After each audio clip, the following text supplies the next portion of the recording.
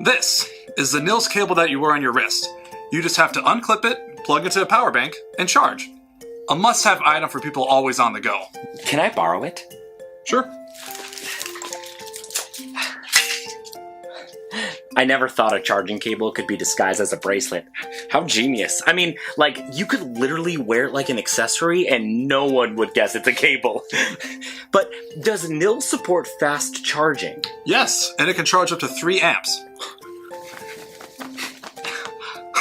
It's not easy to get loose either. Oh, of course not. It has a magnet on it to make sure that it stays firmly on your wrist. Can I keep it?